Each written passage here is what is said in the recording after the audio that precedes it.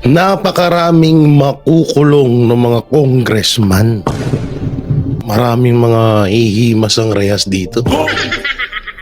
Tagal nitong ano na to, sana matuloy talaga to. Ito yung inaabangan ng mga Pilipino na magbayad sila sa katarantaduhan na ginawa nila sa Pilipinas. At ito na nga, no, criminal case laban kay Martin, the future Prime Minister, the future President, ay criminal case ang hinain kaugnay dito kay Martin Romualdez. Naku po, yari na naman sila.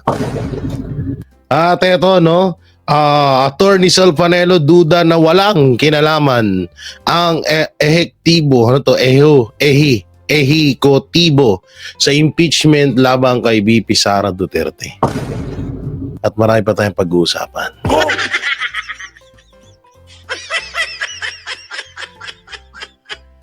At ito, mukhang gagawa talaga ng hakbang ang mga anti-Duterte para ma-impeach si VP Sara Duterte. Oo, hindi alam niyo ito Sa dinami-daming ang issue na nangyayari ngayon dito, ang dami din nilang ang daming sa dinami-daming kabulastugan na nabibisto na ginagawa ng administrasyon. Ang dami rin ho nila ding pangtapal dito. Okay, isa na rin to, yung impeachment kay VP Sara Duterte, yung sa BICAM, kinalimutan nyo na naman. Ulit-ulitin natin yan, wag na wag ho natin kakalimutan yung usapan about sa BICAM report na mayroong blanco. Alalahanin nyo ha, 6 trillion po ang pera na pinag-uusapan dito. Tapos mapupunta lang sa sa bulsa ng mga politiko. Parang hindi naman natatama yun. No, at dito na nga ito na nga, may nagsampa nga po ng kasong criminal case ang etong si Representative Representative Bong Alvarez at kasama sila Attorney Jimmy Bondoc and Attorney Ferdy Topacio. So ito, para lubuso natin maunawaan, panoorin na natin. Kami po ay nandito para ipaalam sa buong bayan na maghahain po kami ng criminal case against Martin Romualdez. Yun na.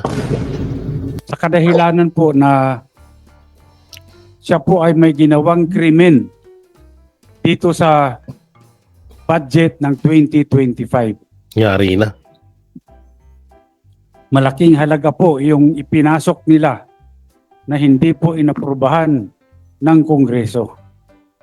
Hindi po ito ang napagkasunduan sa Bicameral Committee at nagulat na lang kami lahat nung makita namin kung bakit yung pong in-email sa amin na Bicam report, may mga blanco po rito. Ngunit, nung pinirmahan ng presidente, kumpleto na.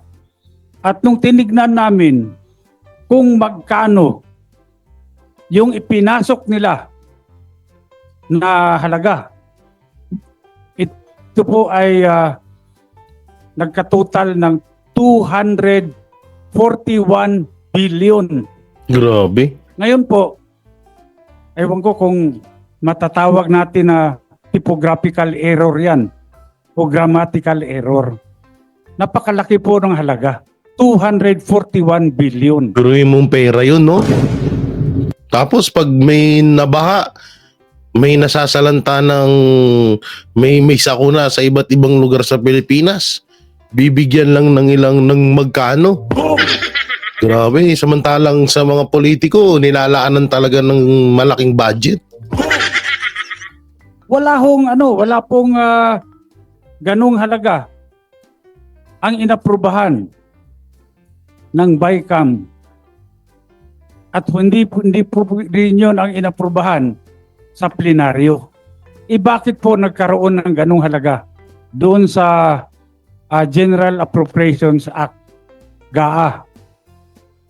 Kanya po, ako bilang isang nakaupong congressman, ay kinakailangan ding ipakita ko sa taong bayan na kung merong mali, siguro kailangan din natin panagutin kung sino yung may gawa ng krimen. Yun na. At dito, Calling nyo na rin si Romualdez.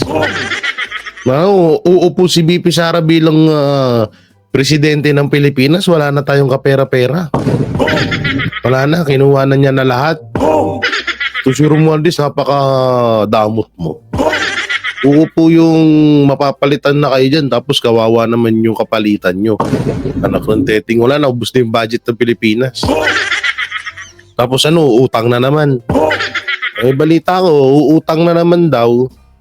Pero nagtataka ako, palaki ng palaki yung utang natin.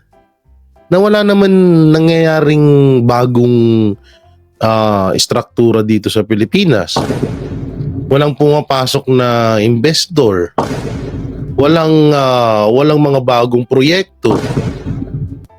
Ultimo nga yung mga dating ginagawa ni PRRD na mga bridge, mga kalsada, mga tuloy hanggang ngayon tenga. Pero laging ubos yung pondo. Laging ubos. At tapos ito pa, nagbenta pa sila ng ginto, di ba? Asan na yung pinagbentahan kaya nun?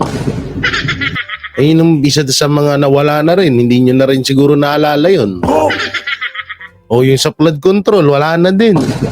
Dati, sabi pa ni Marcos Jr., tawag dito, yung about dyan sa flood control, pag-uusapan ng Senado, anak ng teteng. Ang tagal-tagal na hanggang ngayon, wala naman nangyari. Diba? Talaga kung ako tatanungin, kailangan talagang makasuhan to si Romualdez. Tsaka sana maging patas ang Supreme Court, no, para hindi wag talaga nila wag sana silang magpasilaw kung ano yung mga ibibigay or kondisyon na ibibigay sa kanila ng mga katulad nito nila Martin Romualdez. dahil po ilang araw na kaming nag-request ng kopya ng enrolled bill, hanggang ngayon po tinatago nila sa amin yan. Hindi po nire-release ang enrolled bill ng House of Representatives. Bakit? Yun yung pinakatanong nun, bakit hindi nila ma-release yun? Kung alam naman nila kasi ito, kung wala naman talagang ginagawa si Martin Romualdez, ba't tayo niya i-release yun? Anong dahilan bakit hanggang ngayon itinatago niya dyan sa mga nangangailangan ng enroll bill na yan? So, syempre, mag-iisip talaga tayo na may talaga dito, may kabulastugan na nangyayari dito. May sistemang nagaganap na may magic na nagaganap dito.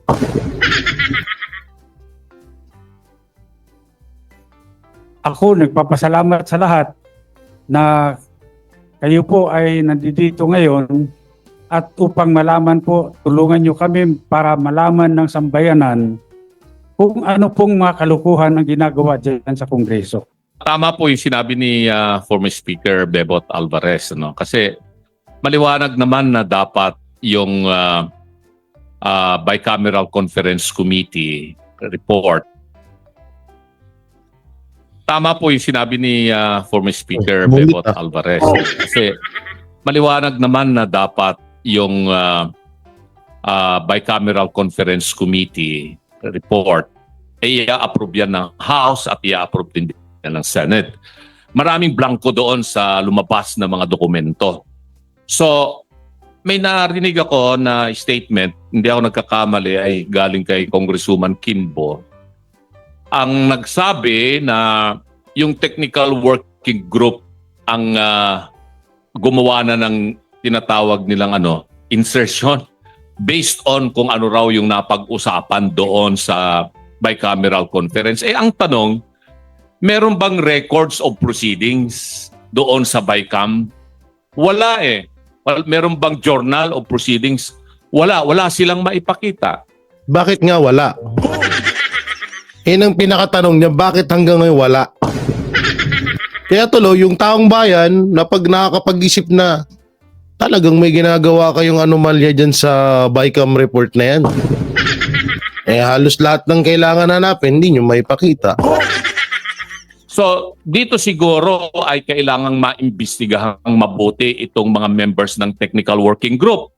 Technical Working Group sa Senado, Technical Working Group sa Kongreso, at sino-sino itong mga membro ng Technical Working Group. Paktay na. At mag-execute sila ng kanilang affidavit. Kung talagang bang meron silang ginawang insertion dito o ano pa man para ma-fill in the blanks yung enrolled bill bago ipinadala sa Malacanang.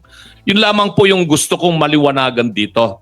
Dahil ay statement nang galing yan sa balita na napakinggan ko at nabasa ko na statement allegedly ni Congresswoman Kimbo na yung Technical Working Group ay pinunuan itong mga blanco na nandito sa mga dokumentong lumabas na mga BICAM report na may pirma naman yung mga members ng BICAM committee sa House at saka sa Senate. Sa tinagal-tagal ko ring staff, Speaker Bebot, dyan sa Kongreso magmula 87 hanggang sa Senado, ito lamang yung kauna-unahang pagkakataon. For many years na naging staff ako dyan sa Kongreso at pati dyan sa Senado, na nagkaroon ng Bicameral Conference Committee na blanco na pirmado ng mga membro ng BICAM. Lahat na nga ng lahat na ng first time in the Philippines na ngayon ginawa na ni Romualdez. Ginawa na ng administrasyong Marcos. Hindi, sa totoo lang, talagang kaya talagang tama yung sinasabi nila bagong Pilipinas. Bagong Pilipinas, bagong nakawan. At kung ito rin ay sinabmit nila doon sa plenary session para i-approvean nila, asan nga yung enrolled bill? Sabi nga ni Speaker Bibot, wala pa hanggang ngayon. Sa akin, yun ang aking pinagdududa na bakit nagkaroon ng ganon na mga insertion. Ano po yung particular na kaso na isasampa? At sino-sino pa ho ang sasampahan ng kaso bukod kay Speaker Martin Romualdez? At kailan po ito isasampa? Sa aking pagkaalam, pwede akong i-correct ng aming mga abogado rito kung meron ako makaligtaan na pangalan. Number 1, siyempre si Martin Romualdez. Pangalawa, itong si Saldico. Baktay. Ito na, magkakasama-sama na sila sa kulungan. Pangatlo, itong si Majority Leader Manix Dalipe Baktay. ng Zamboanga. Bakit sila? Dahil po, una, wala pong nangyayari sa House of Representatives na hindi po alam ng Speaker of the House of Representatives. Tama yan. Tamang totoo po yan talaga. Lahat po yan may basbas ng Speaker. Wala pong gagalaw dyan kapag hindi po sinabi ng Speaker. Kaya nga po dito, sigurado ako, itong si Martin Romualdez ay talagang siya ang may pakana nito lahat. Siya ho ang author nito. Ngayon, siyempre ako gusto ko rin magpasalamat kay Congresswoman Stella Kimbo. Dahil kung meron mang tunay na bayani dito, si Congresswoman Stella Kimbo. Dahil siya mismo ang umamin. Sa madaling salita, inilaglag sila ni Stella Kimbo. Ang ganda rin ni sinabi rito ni Congressman Bono, Bebot. Talagang kung hindi dahil kay Stella Kimbo, pero mo talagang obvious talagang inamin niya na meron na naman talagang blanco doon. Oo. Kawawa lang to, ewan ko, baka mamaya nagkakalechi-lechi na rin sila dyan. Dahil nga biglang umalis si Saldico, pinalit si Kimbo, baka mamaya may nangyaring na rin dyan, nangyaring sisihan. Na maraming blanco ang BICAM report. Ngayon, bakit nagkaroon ng 241 billion na additional budget doon sa sa GAA na pinirmahan ng Pangulo.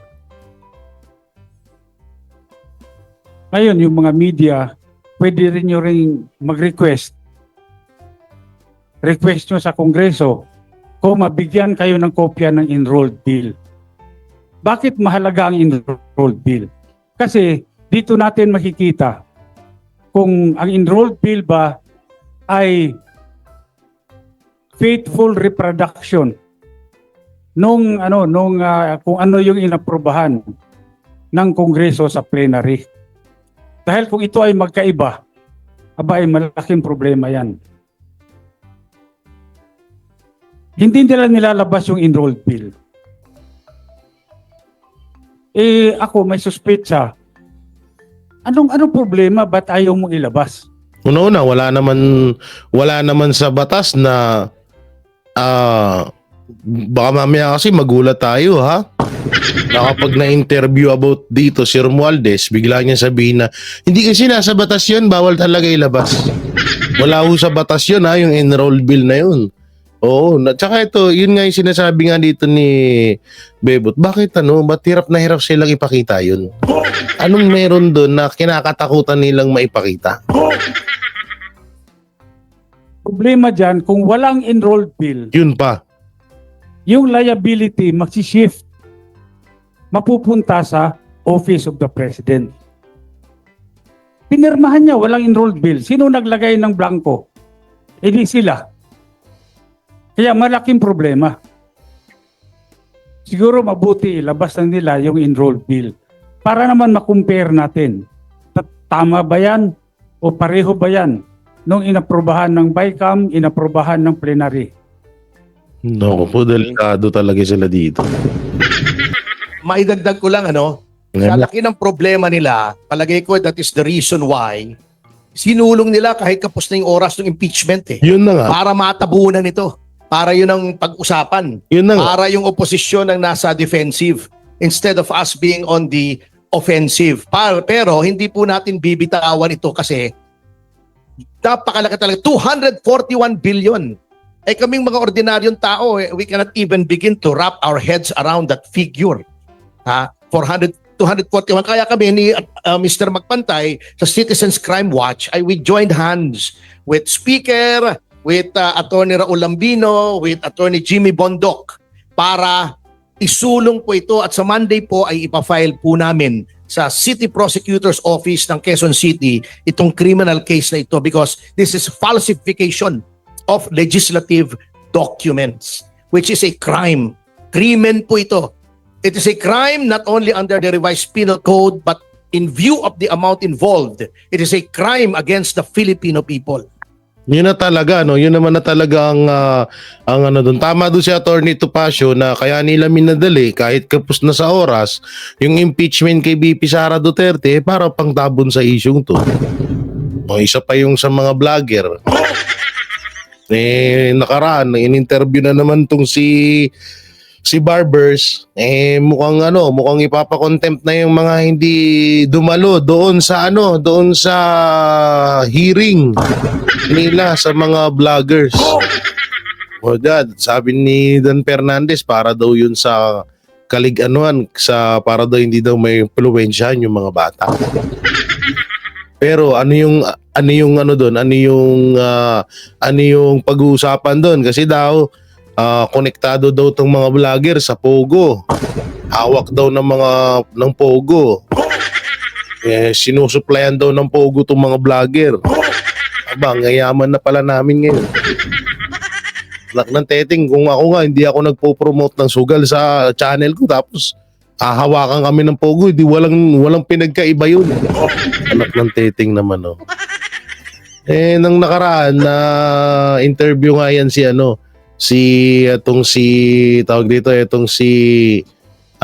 Barbers at yan nga daw ipapakontempt daw nila o ipapakulong itong mga vlogger na to dahil hindi daw sumipot dun sa hearing nila. So 'di ba walang pinagkaiba.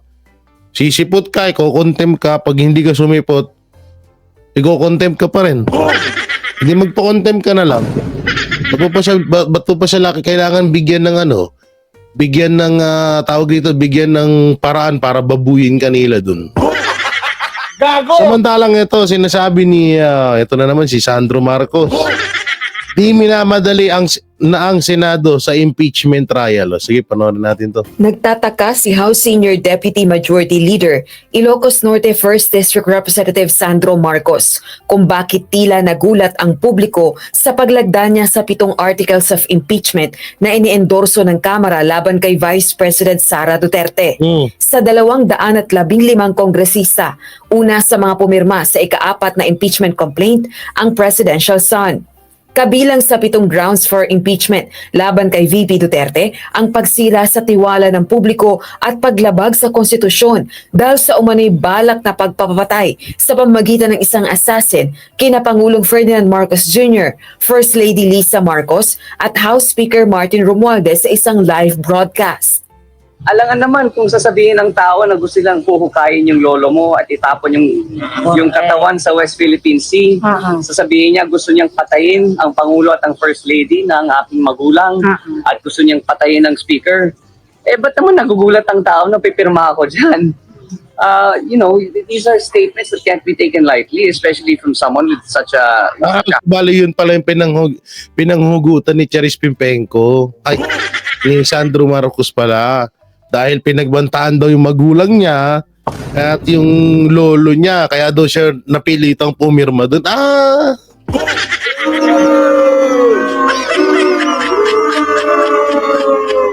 So i-impeach nyo si Sara Duterte, si BP Sara Duterte dahil galit lang kayo. dahil sa inyo. Kaya ang pagkakaalam ko kasi ang impeachment ay konektado yan sa sambayan ng Pilipino. Yun ang alam ko diyan. Pero yung sinabi dito ni Sandro Marcos talagang dahil lang pala sinabihan kayo ng ganun. Tsaka sineryoso mo yun yung uhukayin si Senior Marcos na si tatapon sa West Philippine Sea. Tulonggis ka ba? Gago! Tulonggis lang maniniwala dun. So ito, napakaliwanag na kaya i-impeach ang isang vice president is dahil galit sila. Wala nang iba, yun lang talaga. Dahil galit sila, dahil para sa kanila, pinagbabantaan yung buhay nila. Anak ng titing naman talaga. high position. So, nagtataka na nga ako kung bakit nagulat yung tao. Alangan naman kung Hindi kami nagugulat, alam na namin yun. Alam na namin yun, di kami nagugulat, no ka ba? May apelido kang Marcos, alam namin na isa ka rin sa mga bangag. Alam na namin yan, hindi kami nagulat doon. sabihin mo, huhukayin mo lolo ko. Of course, I'll be the first one to sign. Ang aligasyon ng assassination, mariing itinatanggi ni VP Duterte. I did not make an assassination threat to the president. Sila lang nagsasabi niyan. Sila lang nagsasabi may assassination. Sila nagsasabi may assassin, may gunman. Not say that. Pinabulaanan naman ni Congressman Marcos ang aligasyong siya ang nanguna sa pangangalap ng pirma mula sa mga kasamahan sa Kamara. I did sign, but I did not spearhead any movement or I did not try to convince anyone to sign. I think they did that on their own volition.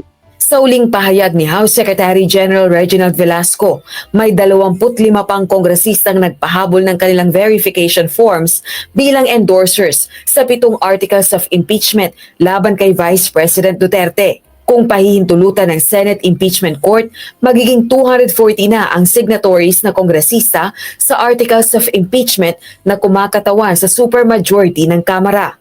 Itinatanggi ng mga mambabatas na may kapalit na ayuda o pangako ang pagpirma ng mga kongresista sa impeachment complaint. Samantala, iginiit naman ni House Speaker Martin Romualdez na hindi minamadali ng Kamara bagkos ay ipinauubaya na sa Senado ang impeachment trial ni VP Duterte. Ito ay matapos i-transmit ng Kamara sa Senado ang Si Raulo. Di ang sakit lang nun, no? Na sa 32 million na bumoto kay BP Sara, i-impeach ang isang vice president, babaliwalain yung boto or parang lumalabas dito is binabastos nila yung taong bayan, yung 32 million na bumoto kay BP Sara dahil galit sila. Eh, liwanag naman sa bunganga ni Sandro mismo nang galing na sino ba naman hindi pipirma doon? Kaya niyo lolo ko. Baka patay yung nanay tatay ko. Tito kong baka ganun din. So ibig sabihin, talagang dahil sa galit nila, kaya nila ipapa-impeach ang Vice President. So pangit naman nung ganun, no? Bangag na nga ang tatay, bangag pa ang nanay. Pati ang anak ay bangag din. Ay, sorry. Pero dating Pangulong Duterte, posibleng makasama sa Council ni BP Sara.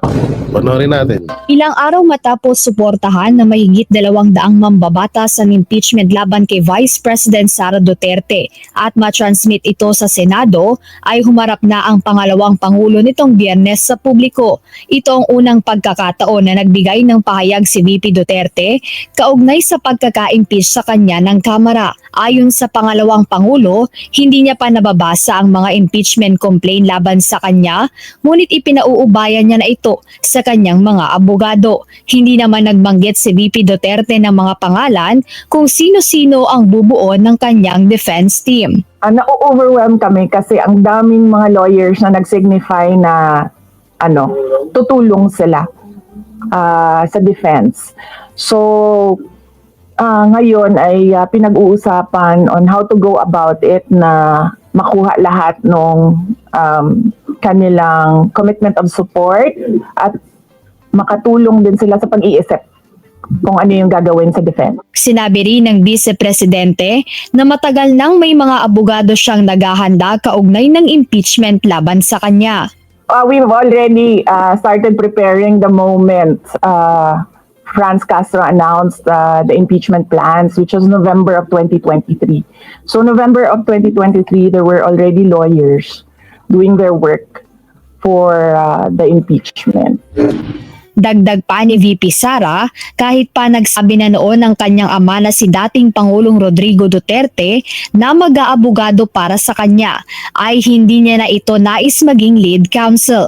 He will, maybe if he wants to, he can be part of the defense team. But because of his age and because of rigorous preparations in an impeachment case, baka sabihin ko sa kanya na wag na lang siyang mag-lead dahil medyo may edad na si former President Rodrigo Duterte. He's already 80 years old this year. Hindi, kahit din naman ako, pabor naman ako doon sa sinabi ni BP Sara na siyempre sa edad na ng PRRD, alam naman na natin na kailangan niya na talaga dapat na hindi na pumunta doon. Pero siyempre, kahit naman mahina, diba, nakita natin yung hearing sa Senado, sa Congress na talagang etong si former President Rodrigo Duterte hanggang ngayon rockstar pa rin. Tsaka gusto ko rin sana mapanood yun, no, yung about dun sa paggano nila. Oo, para masupalpal tong mga to. Pero hindi natin alam, balay nyo, payagan naman siya ni BP Sara na tsaka lawyer naman si PRRD, kaya nararapat din naman talaga yun. So dito tayo mapunta sa isang topic natin na Attorney Sal Panelo, pasok. Eto, Attorney Sal Panelo, duda na walang kinalaman ang hekutibo sa impeachment kay BP Sara Duterte. So yun, panoorin natin. Hindi kumbinsido ang isang dating opisyal ng palasyo sa pahayag ni Pangulong Marcos Jr.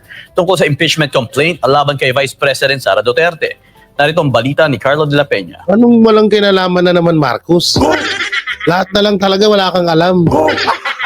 Gago! Ano to? Totoo. Ay ngayon, ba't ba kasi natin binoto to? Nakinig lang kasi sana tayo, tigas-tigasin ang mukha natin. Bagay, hindi rin natin masisisi sarili natin. Kung mga Duterte nga, si BP Sara nga napaniwala ni Marcos. Si Pastor nga na napakatalino, na tao, pero napaniwala din ni Marcos.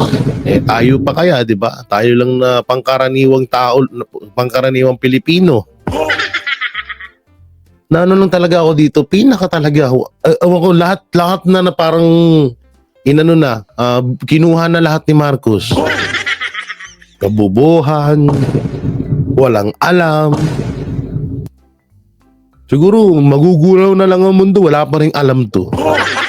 Gago! Hindi lahat na lang walang alam eh. Yung may nabagyo sa Bicol, anong gagawin natin? Kung teting, di bumaba ka na dyan sa pwesto mo kung di mo naman pala alam yung gagawin. Napakamalas ng Pilipinas. Alam nyo, sinuwerte lang talaga tayo nung panahon ni PRRD. Tapos yung swerte na yun, nakala natin magdadire-diretso. Ang pumalit, napaka walang kwentang presidente. Sa kahit saan mo siya tanungin, wala siyang alam. Sa BICAM, wala siyang alam. Ang sinagot, yung sagaa. yung nangyari sa KOJC na pinasok ng mga police nila to, Diwata Torre yung KOJC compound. Sasabihin niya, wala daw mga baril ng mga police. Ano? Tapos ngayon, may Angel Squad daw. Ganun. May, anong tawag dun ni Marantan, yung Angel, ano ba yun? Ay, naku po. Sa pulong balitaan sa palasyo, mariing itinanggi ni Pangulong Ferdinand Marcos Jr. na may kumpas umano ng palasyo ang pag-usad ng impeachment complaint laban kay Vice President Sara Duterte. Ayon sa Pangulo, mandato ng mababang kapulungan ng Kongreso ang pag-aksyon sa impeachment complaint. Matatandaan na Disyembre noong nakaraang taon na magkakasunod na inihain ng iba't ibang grupo sa Kamara ang impeachment complaint laban sa Vice Presidente. At kabilang na rito ang ilang miyembro ng makakaliwang grupo. Pero kung si dating Chief Presidential Legal Counsel Attorney Salvador Panelo ang tatanungin, malinaw sa pahayag ng Pangulo na may alam ito sa impeachment complaint. Alam po ninyo, yung sinasabi niyang walang pakialam o hindi makikialam mga executive sa legislative sa impeachment. Well, kung titignan mo sa ligang batas, talagang dapat wala. Kasi may kanya-kanya silang kapangyarihan. Powers have been allocated to the 3 branches of government. Kaya pwedeng sabihin. Pero ang realidad, ang katotohanan, walang nangyayari sa Kongreso na hindi alam ng executive. At walang magagawa ang mga naririyan hanggat walang go signal ang palasyo. Tama. Sa lahat yan, alam nyo, lahat, kaya nga na sobra tayong nagtataka, di ba? Na katulad na lang nito, di ba? Ganito na lang, sample natin, napakaliwanag yung about kay Lenny Robredo noon. Gusto siyang i-impeach ng Congress at ng Senado. Anong ginawa ni PRRD? Tinutulan niya, natuloy ba yung impeachment? Gago! Di ba? Natuloy ba yung impeachment kay Lenny? Hindi. Kasi nga, nag-go signal ang presidente na wag nyong pakialaman or wag nyong i-impeach yung tao at halal ng taong bayan yan. Pero si Marcos wala. Lagi na lang sasabihin niya wala siyang alam. Naturingang presidente ka, wala kang alam. Ano yan, kada uwi mo sa inyo, magkukulong ka dun sa kwarto nyo, di umano. Nagkukulong ka lang ilang araw dun. Tapos hindi mo man lang, baka kita mo yung sa Blanco, wala daw siyang alam, pero sabi ni Kimbo, may Blanco dun. Eh mas okay pa pala sa'yo si Congressman Kimbo. Yung congressman lang yun. Pero may alam siya. At sinabi ni Kimbo na may Blanco talaga dun. Pero si Marcos, wala na naman siya alam. Magugunaw na lang Pilipinas, wala siyang alam.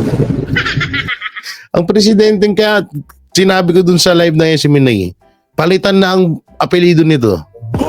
Bongbong Walang Alam Junior. Gago! Ganun na lang. Laging walang alam eh. O ang presidente. Bakit? Eh sapagkat siya ang head of state. Tama. Siya ang merong legislative program. Kailangang ipasalahat siyang gusto niya. Ani Panelo, malinaw din sa pahayag ng Pangulo na inamin itong napag-usapan nila ng liderato ng Kamara ang planong pagpapatanggal sa pwesto sa bise. Tingnan nyo. Inamin niya. Diyan sa binasa mo kanina. Now, of course, we talk about it. Oh, you talk about it. Of course, I asked him, ano ba plano nyo? Exactly. O yun naman pala eh. Ay namin din pala ni Marcos na napag-usapan nila pero wala daw siyang alam. Ibig sabihin, talagang meron kang alam, Mr. President. Samantala, aminado naman ang Pangulo na nagkonsulta sa kanya ang kanyang anak na si Ilocos Norte 1st District Representative Sandro Marcos sa pagiging aksyon nito sa impeachment laban kay VP Sara. At payuan niya nito kay Sandro na bilang mambabatas ay dapat nitong gawin ang kanyang tungkulin at suportahan ang proseso. Yun nga lang, di raw nito inaasahan na siya ang unang pipirma sa impeachment na kung pagbabasihan ang mga naunang pahayag ng Pangulo dito ay mariin niyang tinututulan ito dahil magdudulot ito ng pagkakawatak-watak. Dahil Tigilan nyo ko, tigilan nyo kami mga Marcos. Yung strategy nyo, kala nyo, bago ng bago sa amin yun. Tungari, tutol, ano lang kasi talaga, hindi hanggang ngayon hindi maamin namin ng mga Marcos. Natakot pa rin sila sa mga Duterte. Na hindi nga nila matumbok-tumbok eh. Diba? O ano-ano pang paikot-ikot or ano yung mga ginagawa nila para hindi sila mabisto. Eh kahit papano sinusuportahan pa rin naman natatakot din talaga at saka ito mag-i-election. Natatakot yung mga yan, hindi yan nila kayang tumbukin. Tingnan nyo, yung mga Duterte, tinumbok na nila na ayaw nila kay Marcos. Si Marcos ayaw itumbok na ayaw nila sa mga Duterte. Buti pa si Liza Araneta eh. Ay, Liza ba pangalan? Lisa Marcos eh. Kahit papano pumalag ng konti kay BP Sara pero to si Marcos wala talaga. Dahil naman sa pagboto pabor sa impeachment ni Sandro, malinaw ani Panelo na nakita ang tunay na katayuan ng Pangulo sa naturang usapin. Ngayon, dahil ginawa ni Sandro, pumirma siya, nangunguna pa, pabor. O ibig sabihin, masisisi mo ba ang taong bayan? Napagdudahan ka, hindi, sinabihan mo yan, na pumirma ka dyan. Kasi, tinanong ka na niya ako anong gagawin mo, sagot mo, sangayon sa'yo Mr. President, nagawin mo ang duty mo. Gaya ng sinabi ko, pag ang posisyon mo ay binago mo o hindi mo binago, ay makikita yan sa mga susunod mong sasabihin after the impeachment has been filed. At ito, So sa madaling salita, ang ibig sabihin ni Atty. Sal Panelo, kahit anong tanggi mo, ikaw din pala ang bubisto sa sarili mo. Gago! Ang warito kay Marcos. Wala na talaga sa ayos, no? Kailan kaya mo papalitan ng presidente? Hindi, alam nyo na ano ko sa ibang bansa, parang pinagtatawanan tayo. Sa totoo lang, ng ibang bansa ngayon. Kasi presidente natin walang kwenta eh. Paano ko ba nasabing walang kwenta? Explain ko. Unang-una, yung mga NPA, mga makakaliwang tao na dapat ay nakakulong, dapat wala sa gobyerno, at dapat hindi pinapriority ng administrasyon, yun pa yung pinapaboran ngayon. Yung mga pumuksa sa NPA, sa mga makakaliwa, katulad lang yan ni Pastor Apollo Siquibuloy at ng mga Duterte, tinatarantado ng administrasyon, si Pastor ipinakulong. Yung mga NPA, malaya. Convicted na nga yung dalawa dun. Tapos, wala. Malaya sila. Yung mga pumuksa sa NPA, andun, nakakulong. Gago! Ganyang kalupit ang nangyayari ngayon. Sa tingin niyo ba walang kwentang Pangulo yun? Sa tingin niyo ba maayos na Pangulo yun? Hindi, talagang walang kwenta. Kung sino yung mga tao na totoong nagmamahal sa bayan, kung sino yung mga tao na ipinaglalaban ng karapatan ng mga Pilipino, sila yung ginigipit ng administrasyon Marcos ngayon. At yan ho ang totoo dyan. Wala hong habahid na kasinungalingan yan. No? So ito sinasabi ni Atty. Sal Panelo na ganun nga na si Marcos din ng bumubuko or ng bumubuking sa sariling kasinungalingan sa sariling kasinungalingan niya, talagang siya mismo ang umaamin din. Tsaka ito, kahit anong eto na lang 'di ba? Yung yun nga, sa balikan natin ulit, yung sa kay OJC, nagsisinungaling siya dun, kaya wala daw mga baril pero nabubuking siya ng mga tao na sinungaling siya. Kitang-kita naman sa video, kitang-kita naman sa mga balita, may mga naka-full battle gear yung mga pulis doon. So ganun kasinungaling si Marcos na hindi niya naiisip. Akala niya kasi siguro, etong si Marcos, porket puro siya pagsisinungaling sa media, akala niya siguro naniniwala na sa kanya lahat ng Pilipino. Akala niya siguro, hindi okay lang yan, ako pa rin ang paniniwalaan. Hindi na, Marcos, ano na yun, wala na yung ganung sistema ngayon. Booking ka na. Kita mo ngayon, sarili mo, binibisto mo. So yung mga banateros, mga kabiyaya, anong may kukomento nyo sa mga napanood natin, comment nyo lang po dyan sa baba. At syempre, don't forget to like, share, comment, and subscribe sa ating YouTube channel. Pakidamay na rin po yung join button at super thanks niya. Napakalaking tulong po nung ginagawa nyo. At syempre, mega love shoutout sa ating lahat yan. Hindi ko na kayo maisa-isa at sobrang dami nyo. Basta, kung ano man ang inyong komento, comment nyo lang po dyan sa baba at binabasa ho natin yan. So ingat po kayo palagi. God bless and peace and bye-bye. Yan ang Banateros, walang inuurungan. Pag tama palakpakan, pag mali ay babanatan. Yan ang Banateros, boses ng ordinaryong Pilipino. Banateros ay walang makakaawan. Walang inuurungan, Banateros ay tinutulungan.